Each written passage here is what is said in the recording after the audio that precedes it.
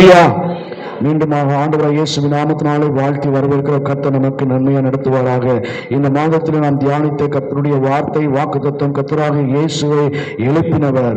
2 கொரிந்தியர் 4:14 எங்களையும் இயேசுவை கொண்டு எழுப்பி உங்களுடன் கூட தமக்கு முன்பாக நிறுத்துவார் என்று அறிந்திருக்கிறோம். முதல் பகுதி நாம் பார்த்தோம், எங்களையும் நிறுத்துவார். ஆமென். அவர் எழுப்பினார், எங்களையும் எல்லாவற்றிலிருந்து எழும்ப செய்வார் என்று சொல்லி அந்த நாட்களிலே ஈஸ்டர் என்ற நாளிலே அது முதல் வாரமாக இருந்தது. அந்த வாக்குத்தத்த ஆராதனையை நாம் தியானித்தோம். இந்த நாளிலும் கர்த்தர் நமக்கு வைத்திருக்கிற வார்த்தையை நாம் தியானிப்போம்.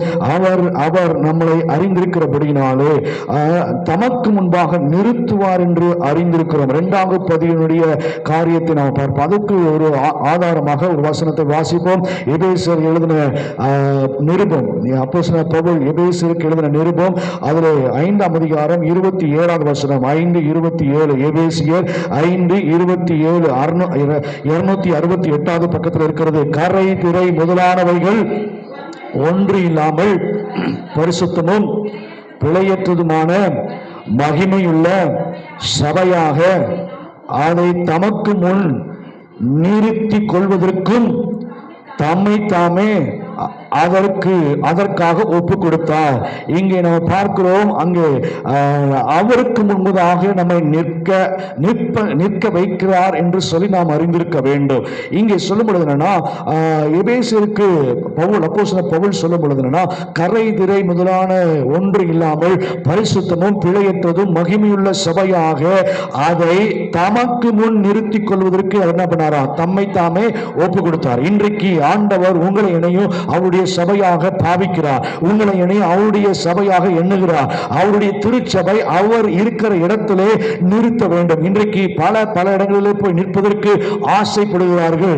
சிலர் பல கட்சி கூட்டங்களில் நிற்பதற்கு ஆசைப்படுவார்கள். சிலர்லாம் விழாக்களில் போய் நிற்பதற்கு ஆசைப்படுவார்கள். சிலர் பரிசளிக்கிற இடங்களில் போய் நிற்பதற்கு ஆசைப்படுவார்கள். சிலர்லாம் நமக்கு நன்மை வருவதற்கு ஏதுவான இருக்கிற இடங்களில் போய் நிற்பதற்கு ரொம்ப ஆசைப்படுவாங்க. பிரின்சிபால் முன்னாடி இல்லைனா பலவிதமான பொது ஜனங்களுக்கு முன்பதாக நம்மளை கௌரவப்படுத்துகிற இடத்திற்கு முன்பதாக போய் நிற்கணும் பல பேர் பல இடங்களில் ஆசைப்படுவார்கள். பல இடங்களில் நம்மளை கேவலப்படுத்துவதற்காக கொண்டு போய் என்ன பண்ணுவாங்களா? சில இடங்களில் என்ன பண்ணுவாங்க? நிறுத்துவாங்க. அப்போ அவங்க சொல்லுற காரியம் எங்க கொண்டு வந்து முடிங்க பார்ப்போம். எங்க கொண்டு வந்து என்ன நிறுத்திருக்கிற பாரு. இப்படியும் சில இடங்கள் என்ன பண்ணுமா? சம்பவங்கள் நடக்கும். அப்போ நாம் நிற்கக்கூடிய இடம் எப்படிப்பட்ட ஒரு இடமா இருக்கிறது? நாம் நிற்கக்கூடிய இடம் மற்றவர்கள் முன்பதாக அது கௌரிக்கக்கூடியதாய், இல்ல மகிமைப்படுத்தக்கூடியதாய், இல்ல மற்றவர்கள் பாராட்டக்கூடியதாய், இல்ல மற்றவர்கள் நம்மளை இலிட்ரேட் பண்ணக்கூடியதாய் இருக்கிறதா? இன்றைக்கு நாம் பார்க்கணும். ஆனா ஆண்டவர் சொல்றாரு, நான் இருக்கிற இடத்துல உங்களை நான் என்ன பண்ணுவேனா? நிறுத்துவேன். அவர் எங்கெல்லாம் இருக்கிறாரோ அங்க என்ன பண்ணுவாரா? நம்ம குறித்த நேரத்தில் முடிக்க ஆண்டவர் கிருபை. அவருக்கு முன்பாக நிற்பதற்கென்றே உங்களை என்னையும் அவர் என்ன பண்றாரா? அறிந்திருக்கிறார் என்பதை நீங்க நானும் அறிந்திருக்கணும். அவர் எங்க இருக்கிறாரோ அங்கே நம்மையும் நிற்பதற்காக ஆண்டவர் உங்களை என்னையும் அறிஞ்செடுத்திருக்கிறார், பிரித்தெடுத்திருக்கிறார், வேறு பிரித்திருக்கிறார், தெரிந்தெடுத்திருக்கிறார், ரட்சித்திருக்கிறார். எங்கே பாருங்க, போ சில இடங்களில் சொல்லுவோம் இல்லையா, கழுகு எங்கேயோ நீங்க எல்லாம் முடிச்சிட்டு இருக்கிறீங்களான்னு பார்த்தேன். பிணை எங்கேயோ, ஆமா, எங்க அங்க கழுகு சுத்துதுன்னா அதை வச்சு என்ன பண்ணிக்கலாம்? தெரிஞ்சுக்கலாம் அங்க என்னது ஏதோ ஒன்று செத்து கிடக்குது. அது மாதிரி தேவ ஜனங்கள் இருக்கிற இடத்துல யார் இருப்பா? யார் இருப்பாங்கிறது தெரியலையா? அவர் சொல்றாரு, எங்கோ 2 3 பேர்கள் என் நாமத்தினாலே, இல்ல நாமத்தினாலே, யாரோ ஒருத்தங்க சொன்னாங்களா, சிஸ்டர் பியூலா, ஒருமனப்பட்டு, அந்த வார்த்தை தான் முக்கியம். ஒருமனப்படுகிற இடத்துல அவர் என்ன பண்ணுவாரா? கூடுறது பெருசு இல்ல. 200 ரூபா கொடுத்து இன்னைக்கு கூட்டத்தை கூட்டிடலாம். இல்லைன்னா இன்னைக்கு அப்படிலாம் குடிகாரன்னு சொல்ல முடியாது. இன்னைக்கு அதுக்கு ஒரு டீசென்ட் பேர் வச்சுட்டாங்க. பரவாயில்ல, ரொம்ப ஹெல்ப் பண்றீங்க. மது பிரியர்கள் அவங்கள கூப்பிடணுமா? குடிக்கிறதே சாராயம், சாராயத்தை குடிச்சிட்டு அவன் நிலையே தெரியாமல் என்ன பண்ணுறான். கடந்த நாட்களில் சகோதரி வீட்டில் ப்ரேயர் நடத்த போனோம். மட்ட மதியானம் உச்சி வெயில் மண்டையை புடக்குது, கால் வெளியில் வைக்க முடியல. அதில் அந்த மது பிரியர், இது ஏன் குடிகாரன்னு சொல்லி மது பிரியர் என்ன பண்ணுறான், நடு ரோட்டில் அவன் வந்த பைக்கை நிறுத்திட்டு செருப்பெல்லாம் ஒரு பக்கம் கிடக்குது, அவன் செல்ஃபோன் ஒரு பக்கம் கிடக்குது, அப்படியே தன்னுடைய பெட்ரூமில் அழகாக படுத்துட்டு இருக்கிறது போல் என்ன பண்ணுறான் அந்த ஆள். இவனாவது பரவாயில்ல, ரோட்டில் கிடக்குறான். சில பேர் சாக்கடையில் கிடப்பானு பாருங்க, ஏதோ வாட்டர் பெட்டில் படுத்துட்டு இருக்கிற மாதிரி அவனுக்கு குழு குழுன்னு இருக்குமோ. தன் நிலை மறந்து நீதிமொழிகளில் போய் படித்து பாருங்க, அந்த மது பிரியர்களை பற்றி என்ன பண்ணுவோம் போட்டிருக்கோம். அப்படியெல்லாம் போட்டிருங்க. இன்னைக்கு எங்கே நிற்கிறனுங்க நிதானம் இல்லாமல் என்ன பண்ணுறாங்க, நிற்கிறார். அப்போ தேவ ஜனங்கள் இருக்கிற இடத்துல யார் இருப்பா? தேவன் இருக்கிற இடத்துல யார் இருப்பார்கள்? தேவ பிரசனம் இருந்தா அங்க நினைச்சுக்கலாம், ஓகே இங்கே அவருடைய ஜனங்கள் என்ன பண்றாங்களா, இருக்கிறார்கள். எங்கே அவருடைய பிள்ளைகள் இருக்கிறாங்களோ நிச்சயமா அவர் இருக்கிறார். அதுதான் சொல்வது, நான் எங்கே இருக்கிறனோ அங்கே என்னால் தேர்ந்தெடுக்கப்பட்ட ஜனங்கள் நிற்பார்கள், இருப்பார்கள் என்று அறிந்திருக்க வேண்டும். அதற்காக தான் ஆண்டவர் உங்களை என்னை எழுப்பியிருக்கிறார். அதற்காக தான் ஆண்டவர் இந்த நாட்களில், கடைசி நாட்களில் இந்த சபையிலே இந்த ஜனங்களை உங்களை என்னை ஆண்டவர் எழுப்பியிருக்கிறார். நீங்கள் நானும் தேவ சமூகத்தில் நாம் நிற்கிறோம். களியாட்டுகள் அல்ல, பொழுதுபோக்கான இடங்கள் அல்ல. எத்தனை பேர் இந்த கடந்த நாட்களில் முடிஞ்ச தேர் நோம்பியில போய் நின்னீங்க? எத்தனை பேர் அந்த குட்டையில போட்டிருக்கிற ராட்னந்துறையில் ஆடினீங்க? பரவாயில்லையே, திரும்பிட்டீங்களா? Very good. பாருங்க, அப்போ நமக்கு அது அல்ல. ஆண்டவர் அங்கெல்லாம் பிரியப்படலை. நம்ம அங்கே போய் நின்னா அவர் வெசனப்படுவார். ஏன்னா அது களியாட்டம், விக்கிரகங்கள், பொல்லாத கிரிகள் உலாவற இடமா இருக்கிறது. அங்கே போகும் பொழுது தேவன் எப்படி அந்த இடத்துல வருவார்?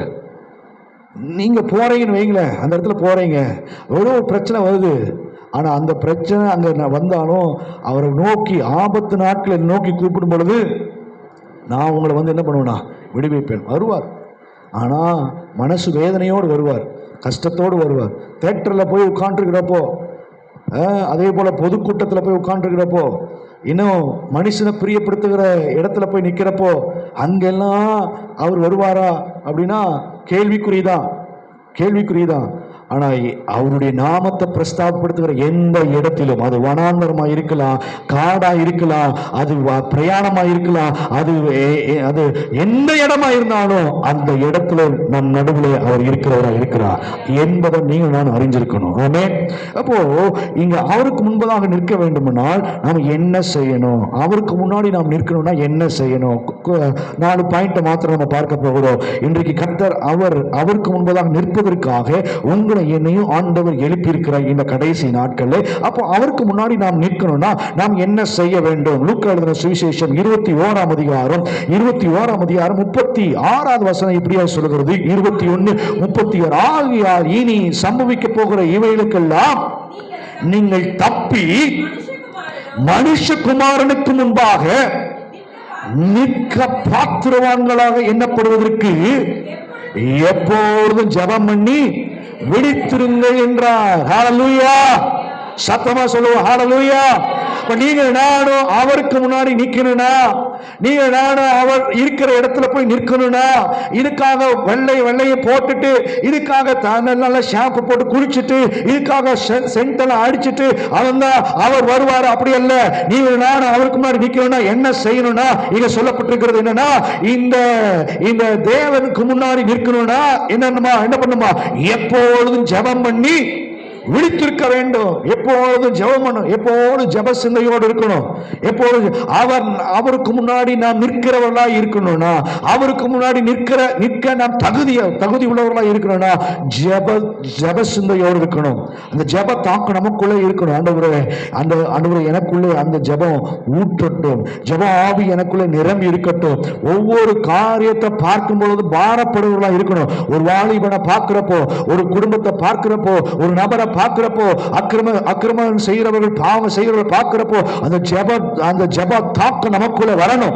ஏதோ பார்த்துட்டு அதை பார்த்து வேடிக்கை பார்க்கறதுக்காக அல்ல, அதை பார்த்துட்டு கிண்டல் பண்ணுவதற்காக அல்ல, ஏளனமாய் போவதற்காக அல்ல, நிர்விசாரமாய் போவதற்காக அல்ல.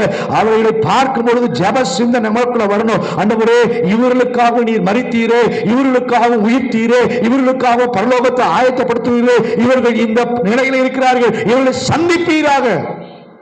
குற்றப்படுத்துவது நம்முடைய நோக்கம் அல்ல, காயப்படுத்துவது உங்களுடைய நோக்கம் அல்ல. காயப்படுத்தணும், குற்றப்படுத்தணும், கேவலப்படுத்தணும், அசிங்கப்படுத்தணும், அவமானப்படுத்தணும், அதற்காக ஆண்டவர் உங்களை என்னை எழுப்பல. அதற்காக ஆண்டவர் உங்களை என்னையோ அவருடைய சன்னிதானத்தில் நிற்க வைக்கணும்னு ஆசைப்படல. அவர்களுக்காக ஜெபிக்க உள்ள பாரம் நமக்கு தேவை. அன்றைக்கு ஆண்டவர் அங்க சொல்றாரு என்னன்னா, இது வணங்கா கழுத்துள்ள ஜனம்பா, இவங்க சொல் பேச்சே கேட்க மாட்டாங்க, இவங்களுக்கு எவ்வளவு அற்புதம் செஞ்சாலும் இவங்க அதை உணரவே மாட்டாங்க, இவங்களை நீ விட்டு நான் பார்த்துக்கிறேன், நான் உன்னை பெரிய ஜாதியா என்ன பண்றேன் மாத்துறேன், உன்னை ரொம்ப ஆசீர்வதிக்கிறேன், உன்னை நான் சூப்பரா மேன்மைப்படுத்துறேன். இவங்க மூலதான் அல்ல, இவர்களை வச்சுட்டு நீ போராடுகிறது போதும், எனக்கே ரொம்ப சீச்சின்னு போயிடுச்சு, அதனால விட்டுரு, கை கழுவிடு, மறந்துரு அப்படின்னா, சூப்பர் ஆண்டவரே, நான் நல்லா இருக்கிறேன்னா எனக்கு நீங்க செய்வீங்களா, என்னை விட்டு நீங்க போக மாட்டீங்களே, அப்போ ரைட், நான் இவங்களை விட்டுறேன். எனக்கு ரொம்ப மண்டவழி தான், ஒருத்தன் கல் எடுக்கிறான், ஒருத்தன் கேவலமா பேசுறான், ஒருத்தன் என்னை திட்டுறான், அங்க போனான் குற்றங்கிறான், இதை செஞ்சாங்க தப்புங்கிறான், எனக்கும் ரொம்ப கஷ்டமாயிடுச்சு. ஆனா நீங்க என்னோடு இருந்து என்னை ஆசீர்வதிக்கிறீங்கன்னு சொல்லிட்டீங்கல்ல, போதும் ஆண்டவரே, நான் விட்டுறேன், இந்த ஜனல வேண்டாம் அப்படின்னு அவன் போகல. என்ன பண்ணானா, திறப்புல நின்று போராடுகிறான். என் பேரை கிறுக்கி போடும் ஆண்டவரே, இவங்களுக்கு நீங்க உதவி செய்யலைனா என் பேரை ஜீவ புஸ்தகத்துல என்ன பண்ணுங்க. ஆமா, எத்தனை பேர் அப்படிப்பட்ட ஒரு இறுதி நமக்கு ஆண்டவரே. இந்த ஒரு தீர்வு, இந்த ஒரு நம்முடைய பட்டணம் மிகவும் நல்ல ஒரு பட்டணம், ரொம்ப ஆசீர்வாதமான ஒரு பட்டணம். கடந்த நாட்டில் ஐயா சொன்னார், 36 வருஷத்துக்கு முன்னாடி வர்றப்போ ஒரு கம்பளி கொடுத்தாங்க, அது போதலை, 3 கம்பளியை போத்தி நான் தூங்க வேண்டியதாகிடுச்சு. அந்த அளவுக்கு குளிர், அந்த அளவுக்கு சில்லா இருந்தது கிளைமேட்டு. ஆனால் இன்னைக்கு வர்றப்போ எங்கள் ஊரை கூட பயங்கர மோசமாக, அவங்க ஊர் திருச்சியை தாண்டி அரியலூர், திருச்சியே பயங்கர இது, ஆமாம், வெயிலுக்கு பேர் போனது. அதுக்கப்புறம் அரியலூர், அதெல்லாம் வறண்ட பூமி, வானம் பார்த்த பூமி. அவர் சொல்கிறார், எங்கள் ஊரை விட இந்த ஊர் ரொம்ப மோசமாக இருக்குது. ஏன்னா இன்னைக்கு தேவ ஜனங்கள் நம்ம பட்டணத்துக்காக ஜெபிப்பது குறைஞ்சு போயிடுச்சு, விக்கிரக ஆராதனைக்காக ஜெபிப்பது குறைஞ்சு போயிடுச்சு, அக்கிரம அநியாயங்களுக்காக ஜெபிப்பது குறைஞ்சு போயிடுச்சு. இன்னைக்கு விசுவாசிகளை குற்றப்படுத்த, காயப்படுத்த, கேவலப்படுத்த, முறுமுறுக்க, குறை சொல்வதற்குதே கங்கணம் கட்டிட்டு ஒருவருக்குள்ள ஒருவர் நமக்குள்ள இருக்கிற ஜனத்தையே கீழே தள்ளுறதுக்கு இன்னைக்கு அலைஞ்சிட்டு இருக்கிறப்போ எப்படி மற்ற ஜனங்களை ஆத்தும ஆதாயம் பண்ண முடியும்? நமக்குள்ள அந்த ஜெப உணர்வு வரணும், ஜெப ஆவி ஊற்றப்படணும். எப்போது விழித்திருந்து ஆண்டவரே, அப்பா, இப்படிப்பட்ட இனி சம்பவிக்க போகிற இவைகளுக்காக தப்பி பிழைக்க வேண்டும் ஆண்டவரே. சொல்லப்பட்ட அடையாளங்கள் எல்லாம் நிறைந்து ஏறிட்டு நான் மாத்திரம் இல்ல, என் கூட ஒரு கூட்ட ஜனம் அந்த பரலோக ராஜ்யத்துக்கு வரணும். இவைகளை பாதிக்கப்படாதபடிக்கு இவைகளிலிருந்து தப்பி பிழைக்க வேண்டும் ஆண்டவரே. ஆண்டவரே, இந்த ஆத்மா ரட்சிக்கப்படணும் ஆண்டவரே அப்படின்னு கூட வேலை செய்வர்களுக்காக, கூட படிக்கிறவர்களுக்காக, கூட நடக்கிறவர்களுக்காக, இருக்கிறவர்களுக்காக, பேசுகிறவர்களுக்காக, சொந்தங்களுக்காக, பந்தங்களுக்காக ஜெபிக்கிற உணர்வு நமக்குள்ள வரணும். ஜெபிக்கும் பொழுது கர்த்தர் நிச்சயமாகவே அவர் இருக்கிற இடத்துல உங்களையும் என்னை நிற்க வைப்பார். அதை நீங்க நான் அறிஞ்சிருக்கணும். ஆமே. இரண்டாவது, எதற்காக அவருக்கு முன்னாடி நிற்பதற்கு என்ன நாம் செய்யணும்? இரண்டாவது, யூதா எழுதின புஸ்தகம், யூதா எழுதின நிருபத்தை பார்க்கும் பொழுது அதுல பாத்தீங்கன்னா 23-24 பாருங்க. வெறுத்து தள்ளுங்கள், காக்கவும்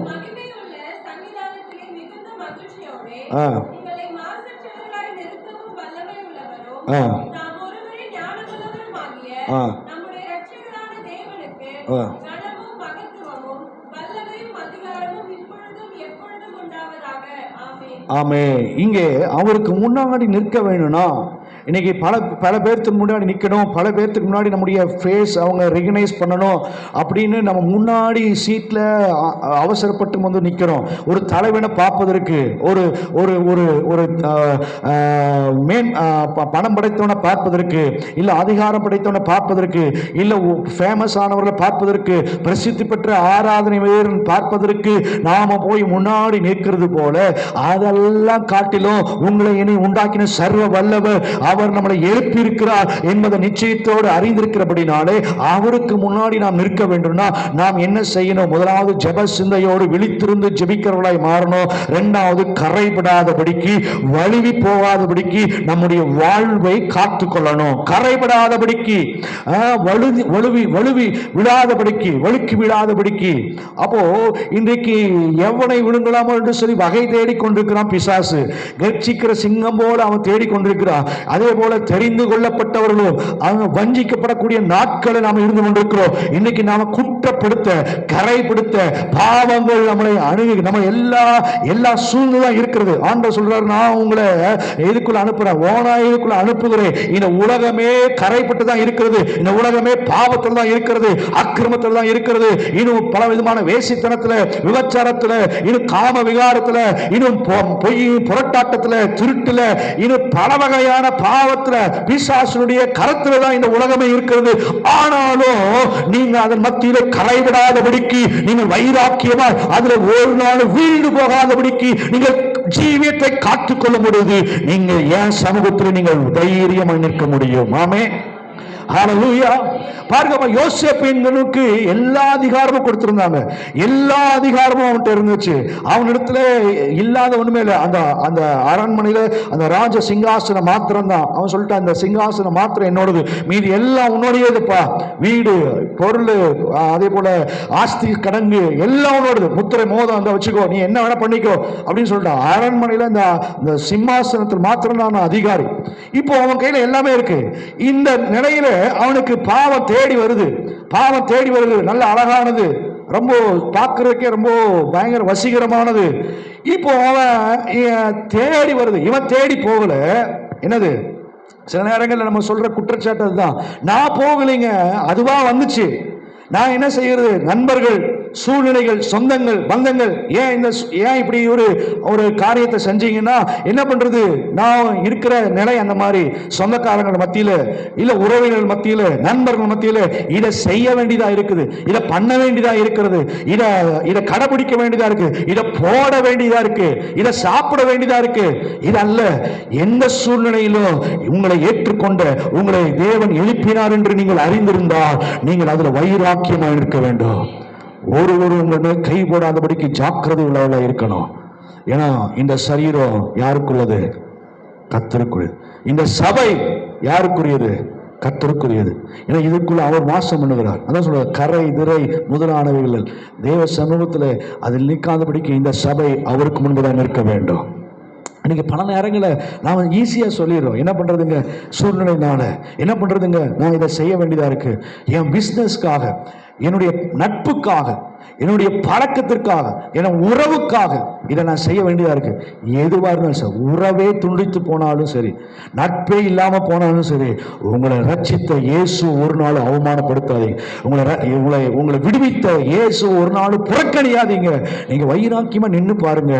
எங்களை கொன்று போட்டாலும் சொல்றாங்க, நாங்க மரிச்சாலும் சரி, நாங்கள் ஆராதிக்கிற தெய்வம் எங்களை தப்புவிக்க வல்லவர். அப்படி தப்புவிக்காமல் போனாலும் என்ன பண்ண மாட்டோம்? அதுதான் வைராக்கியம். கிறிஸ்துவுக்காய் நாம் எழுப்பி நிற்கிற ஒரு வைராக்கியம். இன்றைக்கு ரட்சித்த நோக்கம் அதுதான். உங்களை எழுப்பின நோக்கம் அதுதான்.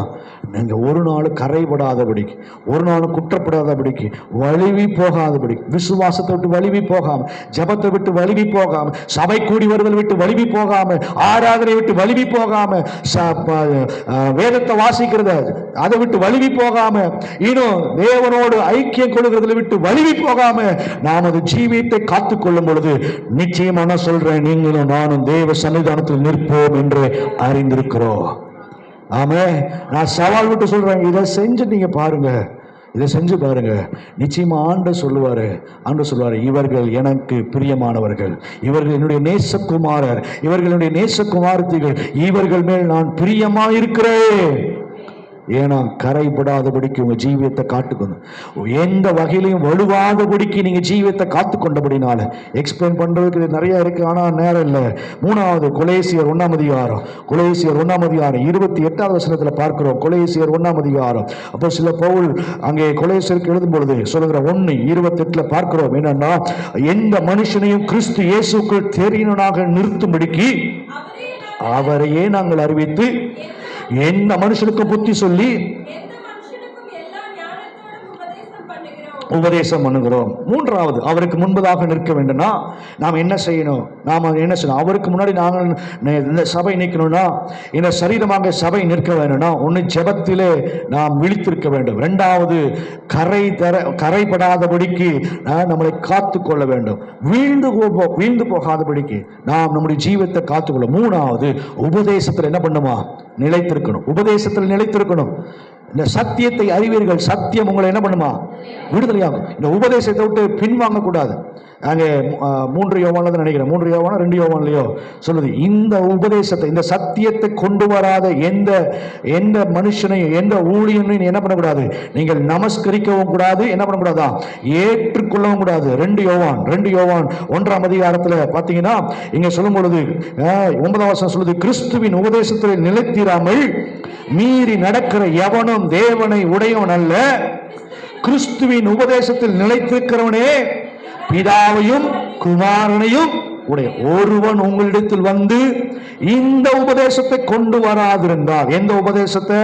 கிறிஸ்துவனுடைய உபதேசத்தை கொண்டு வராமல் இருந்தால் அவனை உங்கள் வீட்டில் ஏற்றுக்கொள்ளாமலும் அவனுக்கு வாழ்த்துதல் சொல்லாமலும் என்ன பண்ணுங்களா? இருங்கள். இதுதான் வேத வசனம் சொல்லுகிறது. இன்னைக்கு உபதேசத்துல காம்ப்ரமைஸ் ஆகிற இதெல்லாம் இருக்கு. அதையும் பண்ணிக்கலாம், இதையும் பண்ணிக்கலாம், அதையும் செஞ்சுக்கலாம், இதையும் செஞ்சுக்கலாம். அதல்ல. இப்படி வாழ்ந்தாதான் பிதாவுக்கு முன்னாடி நீங்கள் நான் நிற்க முடியும். இதை செஞ்சாதான் இயேசுவானவருக்கு முன்னாடி நாம் தைரியமா நிற்க முடியும். எதையும் செஞ்சுட்டு போய் நிற்கலாம் அப்படி அல்ல. எதையும் செஞ்சுட்டு பாருங்க. இப்போ ஒரு எக்ஸாம்பிள் சொல்றேன். ஸ்கூல்லையோ இல்லைன்னா காலேஜ்லயோ நம்ம ஹோம்ஒர்க்கோ கொடுத்த ப்ராஜெக்டோ செஞ்சுட்டா அந்த ஸ்டூடெண்ட்ஸ் எப்படி இருப்பாங்க? என்ன சொல்லுப்பா? இப்போ டேவிட் தான் வந்து முடிக்கிற ஸ்டேஜில் இருக்கிறான். ப்ராஜெக்ட் ஒன்று கொடுத்துருக்குறாங்க. இந்த டேட்டுக்குள்ளே நீ என்ன பண்ணும்? எல்லாருக்கும் ஓப்பன் அனௌன்ஸ்மெண்ட். இந்த டேட்டுக்குள்ளே நீ செஞ்சு என்ன பண்ணும்? கொண்டு வரும். இப்போ டேவிட்டும் ஜோஷுவா இருக்கிறாங்க. இதில் வந்து ஜோஷுவா செஞ்சுட்டான்னு வைங்களேன். ஜோஷுவா அந்த ப்ராஜெக்டை கம்ப்ளீட் பண்ணிட்டான், ரெக்கார்டெல்லாம் இருக்கு, பக்காவாக இருக்கு. இப்போ டேவிட்டு அதில் செய்யலை, மறந்துட்டான். இப்போ 2 பேர் எப்படி இருப்பாங்க? 2 பேரும் ஃப்ரெண்ட்ஸ் தான். இப்போ பிரின்சிபாலோ இல்லைனா வந்து அந்த இன்சார்ஜோ வர்றாங்க. சொன்ன ப்ராஜெக்ட்லாம் கம்ப்ளீட் பண்ணிட்டீங்களா அப்படின்னா ஆளை சொல்கிறது யாராக இருப்பான்? ஜோஷுவா. ஏன்னா என்ன பண்ணிட்டான்? கம்ப்ளீட் பண்ணிட்டான், முடிச்சிட்டான். அப்போ அவன்கிட்ட மறைக்கணும், இல்லை பயப்படணும், தயங்கணும்னு அவசியம். ஏன்? அவன்கிட்ட என்ன இருக்கு?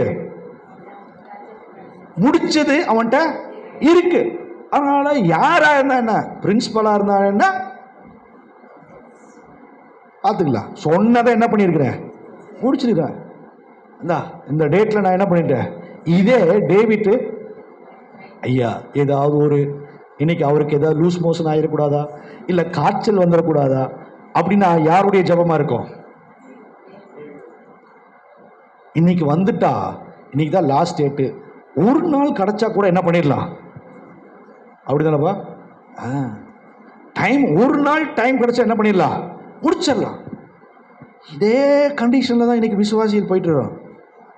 கர்த்தர் நம்மளை நம்பி கொடுத்துருக்கிறார், நம்மளை நம்பி டைம் கொடுத்துருக்கிறார். டைம் பீரியட்ல இன்னைக்கு பல நேரங்களில் நம்ம தைரியமா நம்ம நிற்பதற்கு அந்த உபதேசத்தை, அந்த சத்தியத்தை, அந்த வார்த்தையை நம்பி இருந்த அந்த வார்த்தையை நம்பி சொல்லலாம். எசேக்கியேக்கு அன்னைக்கு ஆண்டவர் சொல்லிட்டாரு, உன் வீட்டினுடைய காரியத்தை எல்லாம் என்ன பண்ணு, ஒழுங்குபடுத்து, டெலகிராம் அடிக்கிறவனுக்குலாம் அடிச்சிரு, பெட்டி செய்கிறவனுக்குலாம் காசு கொடுத்துரு, குழி தோன்றவனுக்கு சொல்லிடு, எல்லாம் நீ என்ன பண்ணு, எல்லாம் ஆயத்தப்படுத்து, அவ்வளோதான்.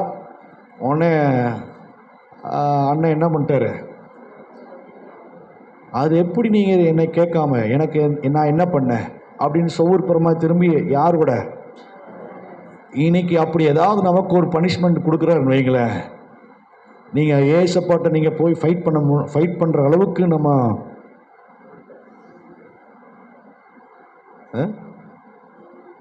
முடியுமா? நீங்கள் எப்படி எனக்கு நீங்கள் தராமல் இருக்கலாம், எப்படி நீங்கள் கொடுக்காம இருக்கலாம், நீங்கள் எதை எப்படி நம்ம எசேக்கியா பார்க்குறோம், நான் என்ன செஞ்சேன், உம்முடைய பார்வைக்கு நான் என்ன தீங்கான காரியத்தை செஞ்சேன், நான் உமக்கு ஆகாதவனா எப்படி நான் போனேன், எப்படி நீங்கள் எனக்கு இந்த அந்த காலத்தை நீங்கள் கொடுக்கலாம் அப்படின்னு அவன் போராடுறான். பார்க்குறாரு, அடாடா நான் தப்பாக ஏதோ ஜட்ஜ்மெண்ட் கொடுத்துட்டேன் போல அப்படின்னு நினச்சிட்டு ஆண்டவர் என்ன பண்ணுறாரு, மறுபடியும் 15 வருஷத்தை. ஏன்னா அவன்கிட்ட குற்றப்படுத்துவதற்கு ஒன்றும் இல்லை, குறை கண்டுபிடிக்கிறதுக்கு ஒன்றும் இல்லை.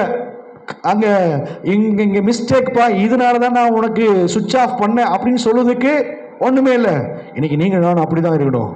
உபதேசத்தில் நிலைத்திருக்கும் பொழுது, சத்தியத்தை அறிந்திருக்கும் பொழுது, வார்த்தையை அறிந்திருக்கும் பொழுது ஒருவரும் நம்மேல் கை போட முடியாது. என்ன சொன்னால், சத்தியம் அறிவீர்கள், சத்தியம் உங்களை விடுதலையாக்கும். இந்த உபதேசத்துல நிலைத்திருக்கணும். அப்போ இதுல நிலைத்திருக்கும் பொழுது ஆண்டவருக்கு முன்னாடி நீங்கள் நான் வைராக்கியமாய் தைரியமா நிற்க முடியும். நான் இந்த சத்தியத்தின்படிதான் நான் நடந்தேன். அவர் தான் சொல்றாரு, நானே வழியும் சத்தியமும் ஜீவனுமா இருக்கிறார், என்ன அன்றி ஒருவனும் ஒரு காலம் பிதாவிடத்தில் என்ன பண்ண முடியாதான். ஷார்ட் ரூட்டு, கட் ரூட்டு, அதே போல குறுக்கு ரூட்டு எதுவும் கிடையாது. ஒரே ஒரு ரூட்டு தான். யாரு? இந்த உபதேசம். இந்த உபதேசத்தின்படி தான் வரணும். இன்னைக்கு பல இடங்களில் சிறுவர்களுக்கு, அதே போல ரட்சிக்கப்படாதவர்களுக்கு, இந்து மார்க்கத்தாருக்கு, கயிறு கட்டினவனுக்கு, விபூதி அடிச்சவனுக்கு, இன்னும் பாவங்கள் செய்கிறவனுக்கு, அக்கிரமங்கள் செய்கிறவனுக்கு, குடிக்காரனுக்கு, அதே போல வேச்சாரனுக்கு, வேசிக்காரனுக்கு, சிகரெட் குடிக்கிறவனுக்கு, எல்லாருக்கும், வந்தவன் போனவன் எல்லாருக்கும் விலையேறப்பட்ட ரத்தத்தையும் சரீரத்தையும் என்ன பண்றாங்களாம். எவ்வளவு வேதனைக்குரியது. எதை வேணா செஞ்சுக்கோ, எப்படி வேணா இருந்துக்கலாம், என்ன வேணா பண்ணிக்கோ, எத்தனை பெண்களோட வேணா நீ ஆடிக்கோ, பாடிக்கோ, ஓடிக்கோ, என்ன வேணா பண்ணிக்கோ, அதெல்லாம் அவர் அது ஏற்றுக்கொள்வார் அப்படின்னு ஒரு தலைவன் சொன்னான்னா அந்த தலைவனுக்கு பின்னாடி நீங்க கூட்டம் கூட்டமா ஓடுறாங்க. வசனம் அப்படி சொல்லல. வசனம் எபேசியர்ல தான், எபேசியர் 5ஆம் அதிகாரத்துல தான் போட்டிருக்கு இல்லையா, கணவனானவன் மனைவியானவன் எப்படி இருக்கணும்னு. அதெல்லாம் படிக்கிறதுக்கு நேரம் இல்லை. இப்படிதான் இருக்கணும்னு போட்டுருக்கு, இப்படிதான் இருக்கணும்னு போட்டிருக்கு. அப்போ இந்த உபதேசத்தின்படி இன்னைக்கு வாலிபர்களை அப்படியே வசியம் பண்ணி வச்சிருக்காங்க. அதனாலதான் அந்த பாட்டை கேட்காதீங்கன்னு சொல்றோம். இன்னைக்கு பல பேர் என்ன பண்றாங்க, இன்னைக்கு ஸ்டேட்டஸ்ல அந்த பாட்டெல்லாம் வச்சிருக்காங்க. இன்னைக்கு பல பேர் என்ன பண்றாங்க, அதை உள்ள போகாதீங்க. இப்போ ஏன் அந்த கோயில் திருவிழாவுக்கு போகாதீங்கன்னு ஏன் உங்களுக்கு சொல்கிறோம் சொல்லுங்க பார்ப்போம். ஏன் போகாதீங்கன்னு சொல்கிறோம்? ஏன் போகாதீங்க? நீங்கள் சொன்னீங்க அதனால் நான் போகலை அப்படிங்கிற மாதிரி இருக்குது. உங்கள்கிட்ட ஒருத்தர் கேள்வி கேட்குறார், பண்ணனே இருக்கிறாருன்னு வைங்களேன், முருகேசன் இருக்கிறார், ஏன் போகாத அப்படின்னா அவருக்கு என்ன பதில் சொல்லுவீங்க?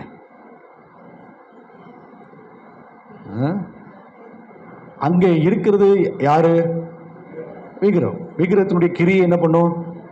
அங்கே என்ன பண்ணும்? உலாவிட்டு இருக்கோம், சுற்றிட்டு இருக்கோம். இதுக்கு சாட்சி நான் ஏற்கனவே ஒரு சாட்சி நான் சொன்னேன். இங்கே தான் இருக்காங்க, கிரேசி அக்கா இருக்காங்க.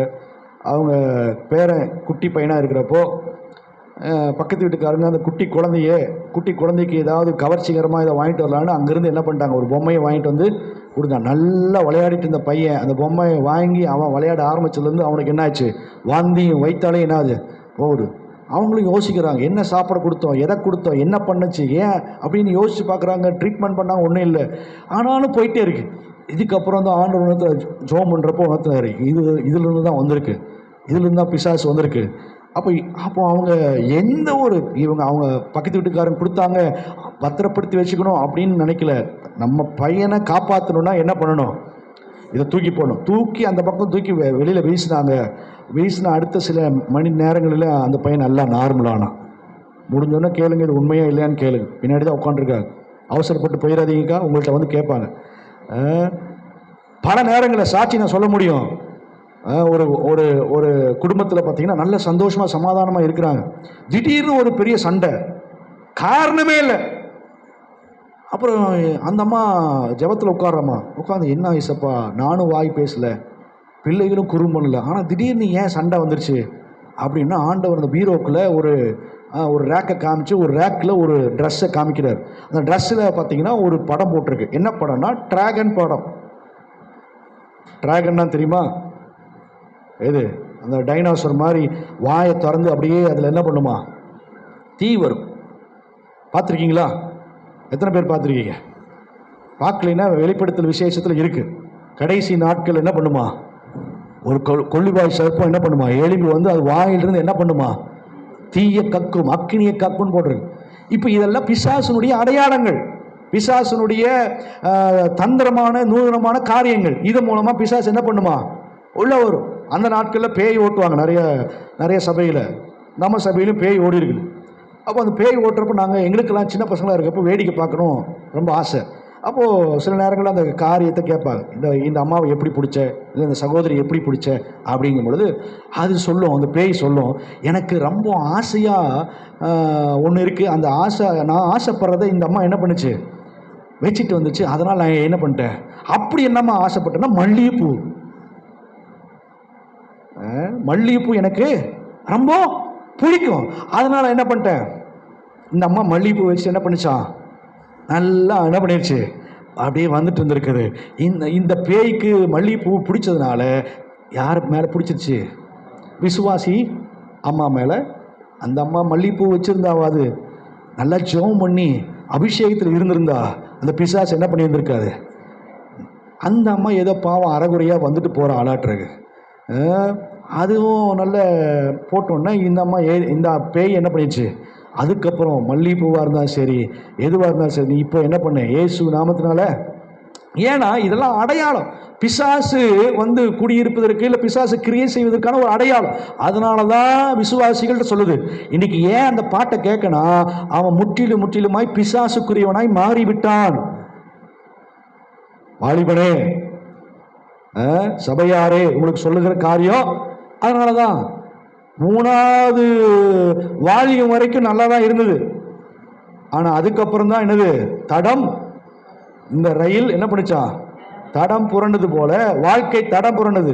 சத்தியத்தை விட்டு, உபதேசத்தை விட்டு பின்வாங்கி போனாங்க. அவங்களுக்கு இஷ்டப்பட்ட உபதேசத்தை அவங்க எடுத்துக்கொண்டார்கள். அது பரலோகத்துக்கு நேராக கொண்டு போகாது, நரகத்துக்கு நேராக கொண்டு வரும். வாலிபனே, தயவு செய்து நான் சொல்லுறேன், ஜான் ஜபராஜ் பாட்டு என்ன பண்ணாதீங்க, யூடியூப்ல போடுறான் ஜோஷுவா, கேட்டா எங்க வேணா கேட்கட்டும். அந்த பாட்டு உங்களை வந்து சத்தியத்துக்கு நேராக கொண்டு போக. சில நேரம் சொல்லுவார், ரொம்ப அழகா கவிதை நடையில, அதே போல வார்த்தையெல்லாம் ரொம்ப அப்படியே ஆறுதல் படுத்துகிறது மாதிரி இருக்கு. கவிஞர் கண்ணதாசன் எழுதாத பாடல் வரிகளா சொல்லுங்க பிரின்ஸ்? வைரமுத்து எழுதாத பாடல் வரிகளா? அப்புறம் யாரு? நான் முத்துக்குமார் எழுதாத பாடல் வரிகளா? இளையராஜா போடாத மெட்டுக்களா, டியூன்களா? பகிரங்கமாக சொல்றான். இளையராஜா பாட்டை கேட்டு நான் இன்னைக்கு தற்கொலை எண்ணத்திலிருந்து நான் என்ன பண்ணிட்டேன், நான் தற்கொலை பண்ணலாம்னு நினைச்சிட்டு இருந்தேன். திடீர்னு அந்த இளையராஜாவோட பாட்டு என்ன பண்ணுச்சு, என் காதல கேட்டுச்சு. அந்த பாட்டை கேட்டோன்னா அப்படியே நான் தற்கொலை எண்ணத்தையே அல்லேலூயா சொல்லலாமா? இது எங்க வருது பாருங்க. இப்போ அவன் பாட்டை கேட்டும் ஒருத்தன் தற்கொலை பண்ணாம என்ன பண்றான், விடுவிக்கப்படுறான். புறஜாதி பிசாசுக்கு எழுதுறவனுடைய பாட்டை கேட்டும் நிம்மதி கிடைக்குது. கிறிஸ்துவ எழுதுற பாட்டை கேட்டும் என்னதான். ஆனா உபதேசத்துல இருக்கிறார்களா, சத்தியத்துல இருக்கிறார்களா என்பதை நீங்கள் நானும் ஆராய்ந்து பார்க்கணும். இப்போ நாம் அதுக்கு உடந்தையாய் மாறும் பொழுது நீங்கள் நானும் உடந்தையாக மாறுகிறோம். அவருடைய சன்னிதானத்திலே நாம் நிற்க தவறுகிறோம். அவருக்குரிய பிரதிநிதியாக மாறுகிறோம். அவனுக்குரிய அடையாளத்தை நம்ம தரிக்கிறதுனால நாம் தேவனுடைய சன்னிதானத்தில் நிற்க முடியாதபடிக்கு நாம் ஒழுகி போகிறோம். உபதேசத்தில் நிலைத்திருக்கணும். அதே 1ஆம் அதிகாரம் 21ஆம் வசனத்தில் பார்க்கிறோம். கொலேசியர் 1ஆம் அதிகாரம் 21ஆம் வசனம், சீக்கிரம் கடந்த விசுவாசத்தில் நிலைத்திருக்கணும். விசுவாசம் வழுகி போகிறது, விசுவாசம் விட்டு அட்டு போகிறது. ஆண்டவர் சொல்றாரு, நீ விசுவாசியா இருப்பா, கண்டு பார்க்கதை பார்க்கலும் காணாமல். விசுவாசிக்கிறதே என்னது, பாக்கியவான். அப்போ இன்றைக்கு கடைசி நாட்களில் விசுவாசத்துல பெருகணும். என் தேவன் சீக்கிரமாய் வரப்போகிறார். அவரை நான் பார்க்க போகிறேன். அந்நிய கண்களில் என் சொந்த கண்ணால பார்க்க போகிறேன். விசுவாசத்தை காத்துக்கொள்ளணும். தேவ ஜனமே, விசுவாசத்துல நிலைத்து நிற்கணும். வெளிப்படுத்தல் 7ஆம் அதிகாரம் 9ஆம் வசனத்திலிருந்து 17ஆம் வசனத்துல இருந்து பாத்தீங்கன்னா அங்க பல காரியங்கள் சொல்லி வீட்டுல போய் படிச்சு பாருங்க. 7ஆம் அதிகாரம் 9ஆம் வசனத்திலிருந்து 17ஆம் வசனத்துல அங்க பாத்தீங்கன்னா பல காரியங்கள் இருக்கும். இங்க வெள்ளை எங்கே தரித்து நிற்கிறாங்களே, இவங்கெல்லாம் யாரு அப்படின்னு சொன்னா, இவங்கெல்லாம் பூலோகத்திலே கண்ணீர் சிந்தினவர்கள். அப்போ உபத்திரத்துல சகித்துக் கொள்ள வேண்டும். உபத்திரத்தின் வழியாக தான் தேவனுடைய ராஜ்யத்தை சுதந்திரித்துக் கொள்ள முடியும். வசனம் தான் சொல்லுது, உபத்திரத்தின் வழியாதான். அப்படியே ரொம்ப விசாலமான வாசல் இல்ல, இடுக்கமான வாசல் வழியாக எங்க போக முடியுமா? பரலோக ராஜ்யம் போக முடியும். நீங்கள் நானும் அப்படி சன்னிதானத்தில் போய் நிற்க வேண்டும் என்றால் உபத்திரத்தை சகித்துக் கொள்ள வேண்டும். நீங்கள் என் நிமித்தமும் என்னுடைய உபதேசத்தின் நிமித்தமும் பாடுகளை சகிப்பீர்கள் என்றால் நீங்கள் யாரா? பாக்கியவான்கள். அவர் நிமித்தமா அடிக்கப்படுறீங்களா? அவர் நிமித்தமா ஏசுறாங்களா? அவங்க நிமித்தமா அவர் நிமித்தமா சர்ச்சுக்கு போறதுனால பல பேர் உங்களை குறை சொல்றாங்களா? சொல்லிட்டு போப்பா, எனக்கு இயேசுதான் முக்கியம், என வாழ வச்ச தெய்வம். அப்போ அந்த விசுவாசத்துல நிலைத்து நிற்கணும். என்ன வந்தாலும் சரி, இந்த நேரம் இயேசுக்குரியது, இந்த நேரம் ஆராதனைக்குரியது, ஞாயிற்றுக்கிழமை அவருக்குரியது. என் ஜப நேரம் வேற யாருக்கு நான் விட்டு தர மாட்டேன். நீங்க இதுல நின்று பாருங்க, இதில் உறுதியாக இருந்து பாருங்க. கர்த்தர் உங்கள் விசுவாசத்தை வர்த்திக்க பண்ணுவார். நீங்க நானும் தைரியமா நிற்கணும்னா, அவருக்கு முன்னாடி இருக்க வேண்டும்னா ஜெபத்துல விழித்திருக்கணும். ரெண்டாவது, கரைபடாம வழுவி போகாம தன்னுடைய ஜீவியத்தை என்ன பண்ணுமா? காத்துக்கணும். மூணாவது, உபதேசத்துல நிலைத்திருக்கணும். நாலாவது, விசுவாசத்துல நிலைத்திருக்கணும். அஞ்சாவது, உபத்திரத்தை சகித்துக் கொள்ளுங்கள். ஆறாவது, 19ஆம் அதிகாரம் 7ஆவது வெளிப்படுத்தல் 19:7-8 பார்த்தீங்கன்னா, பரிசுத்தமாய் வாழ வேண்டும். சபை பரிசுத்தமாய் வாழணும். ஜனங்கள் பரிசுத்தமாய் வாழணும். பரிசுத்தமாய் வாழும் பொழுது நான் பரிசுத்தராய் இருக்கிறது போல நீங்களும் பரிசுத்தராய் இருக்க. பரிசுத்த பரிசுத்த பரிசுத்த என்று ஓயாமல் துதிக்கிற இடம் பரலோகம். பரிசுத்தம் இல்லாமல் தேவனுடைய ராஜ்யத்தில் பிரவேசிப்பது கூடாத காரியம். இப்ப பரிசுத்தம் இல்லாம பரலோகம் போவது, பக்கத்துல பா சொல்லுங்க, பரிசுத்தம் இல்லாம பரலோகம் வந்துடலாம்னு நினைக்காதீங்க, போகவே முடியாது. ஆமா, பரிசுத்தமாக இருந்தா அவர் வரும் பொழுது, அவர் கரம் அசைக்கும் பொழுது, தூதர்களோடு வரும் பொழுது நீங்கள் நான் எடுத்துக்கொள்ளப்படுவோம். கிறிஸ்துக்குள்ளே வாழ்ந்து கிறிஸ்துவுக்குள்ளே மரித்து கிறிஸ்துவுக்குள்ளே அடக்கம் பண்ணப்பட்டவர்கள் அவர் வரும் பொழுது எடுத்துக்கொள்ளப்படுவார். பின்பு உயிரோடு நீங்கள் நானும் அவரோடு மறுரூபமாக்கப்படுவோம். எத்தனை பேர் அதை அறிந்திருக்கிறீங்க? எத்தனை பேர் அதை அறிந்திருக்கிறீங்க? இன்றைக்கு உங்களை என்னை எழுப்பினதுக்கு காரணம் என்ன தெரியுமா? நம்ம மரித்த நிலைமையில் இருந்தோம், முடங்கி போய் இருந்தோம், பல உபத்திரத்தில் இருந்தோம், பல சாபங்களில் இருந்தோம், பிசாசினுடைய அடிமைத்தனத்தில் இருந்தோம். ஆண்டவர் உங்களை என்னை எழுப்பி நிறுத்தினதுக்கு காரணம் என்ன தெரியுமா? அவர் நிற்கிற இடத்துல நீங்க நான் நிற்க வேண்டும். ஆமே. அப்போ நிற்பதற்கு நான் தகுதி உள்ளவர்களாய் மாறும் பொழுது கர்த்தர் வரும் பொழுது உங்களை என்னை அவர் அழைத்துக்குவார். கண்ணை மூடி ஜெபம் பண்ணுவோமா? ஆமென், ஹல்லேலூயா. கரங்களை உயர்த்தி சொல்லுவோம், ஆண்டவரே நீர் வரும் பொழுது ஆண்டவரே உமக்குரியவர்களாய் சபையாய் ஆண்டவரே எங்களை ஆண்டவரே மாற்றுவதற்கு எங்களை ஒப்புக் கொடுக்கிறோம். ஆமென். எபேசியர் அங்கே அப்போஸ்தலன் பவுல் சொல்லும் பொழுது அந்த சொல்லுகிற காரியம் அதுதான். ஏன்னா கரைதிரை அற்ற சபையாக ஆண்டவர் பார்க்கிறார். கரைதிரை அற்ற சபையாய் இன்றைக்கு ஆண்டவர் உங்களிடத்தில் என்னிடத்தில் எதிர்பார்க்கிறது அதுதான். ஆண்டவரே என்னை கரைதிரை அற்ற சபையாய் மாற்றுங்க ஆண்டவரே. பரிசுத்தமும் பிழையற்றதுமான மகிமையுள்ள சபையாய் அதை தமக்கு முன் நிறுத்திக் கொள்வதற்காக தான் உண்மை ஒப்பு கொடுத்தீர் ஆண்டவரே. நீ மரித்த காரணம் அதுதான், நீ உயிரோடு எழும்பதற்கு காரணம் அதுதான், இன்றைக்கு பிதாவுடைய வலது பார்சத்தில் அமர்ந்து பரிந்து பேசுவதற்கு அதுதான் காரணம். ஆண்டவரே கரைதிரை அற்ற பரிசுத்தமும் ஆண்டவரே பிழையற்றதும் மகிமையுள்ள சபையாக மகிமையுள்ள நபராக நீர் வரும்பொழுது நாங்கள் காணப்பட வேண்டும். நீர் இருக்கிற இடத்துல நாங்கள் வந்து நிற்பது நாங்கள் அறிந்து நாங்கள் அர்ப்பணிக்கிறோம் என்று சொல்லி எல்லாம் ஒப்பு கொடுத்து சொல்லுவோமா? ஹல்லேலூயா, ஹல்லேலூயா. அவர் வரும் நாளிலே கரமசைத்து அன்பாய்க்கு சேர்த்து கொள்வார். அவர் வரும் நாளிலே கரமசைத்து அன்பாய் கூப்பிட்டு ஆமே என்னை நம்பியவர் தந்த போரு பாதனை அவர் வரும் அர்ப்பணிப்போட சொல்லுவோம். என்னை நம்பியவர் சபரபஹரினமோ. ஓ, நீர் இருக்கிற இடத்துல நாங்கள் நிற்க எங்களை அர்ப்பணிக்கிற ஆண்டவரே. ஆனந்தமே பரமானந்தமே இருமா பேரோ இயேசுவே. ஆனந்தமே ஓரி நீருமா பெரும் பாக்கியமே இந்த பார்தலத்தில் இயேசுவே. ஜபத்தில் விழித்திருக்கட்டும். பரிசுத்தத்திலே கரைதரை ஆண்டவரே விழுந்து போகாதபடிக்கு ஜீவித்துக்காது இந்த பாதலத்தில் சொந்தக்காரரவோ உள்ளத்து. ஓ சபையே, ஜனமே, அவர் இருக்கிற இடத்துல நீங்கள் நானும் போய் நிற்பதற்கு நாம் ஆயத்தப்படுவோம். பிசாசு இருக்கிற இடத்துல இல்ல, பரலோகத்துல வீற்றிருக்கிற பிதாவுக்கு முன்பதாக, குமாரனுக்கு முன்பதாக, பரிசுத்த ஆவியாருக்கு முன்பதாக, திரளான பரிசுத்தவான்களுக்கு முன்பதாக, ஓ இன்னும் கோத்திர பிதாக்களுக்கு முன்பதாக, கேருபீன்கள் சேராபீன்கள் தூதர்களுக்கு முன்பதாக, ஓ சபை அவரால் எழுப்பப்பட்டிருக்கிற, அவரால் தெரிந்தெடுக்கப்பட்டிருக்கிற, அவரால் வேறு பிரிக்கப்பட்டிருக்கிற, ஓ நீங்க நானும் போய் நிற்க வேண்டும்.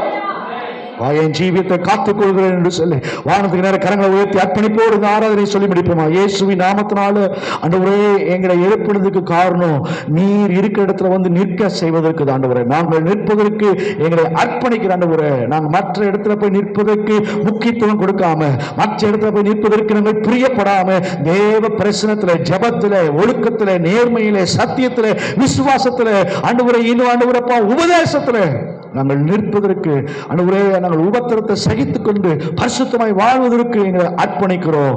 அப்பா முடிவில் நாங்கள் உங்களுடைய சன்னிதானத்தில் வந்து நிற்க நாங்கள் ஒப்புக் கொடுக்கிறோம் ஆண்டவரே. வந்த ஒவ்வொரு தேவ ஜனங்களுடைய கருத்தில் ஒப்புக் கொடுக்கிறோம். கேட்ட வார்த்தை ஒவ்வொரு வாழ்க்கையிலும் பிரயோஜனப்படட்டும். வராத ஜனங்களையும் தகுதியா நீர் மாற்றி வருகிற ஆராதனையில பங்கேற்க கிருபை பாராட்டுவீராக. விசேஷமா இந்த நாள் பிறந்த நாள் கொண்டாடுகிற ஆண்டவரேப்பா அருமையான சபரிக்கா சாமுவேலுக்கு நாங்கள் ஜபிக்கிறோம். சாமுவேல் எளிமையில் ஆண்டவரே கர்த்தர் அவனை ஆசீர்வதிப்பீராக. புதிய வருஷத்துக்குள்ளே கடந்து போகிற அருமையான மகனை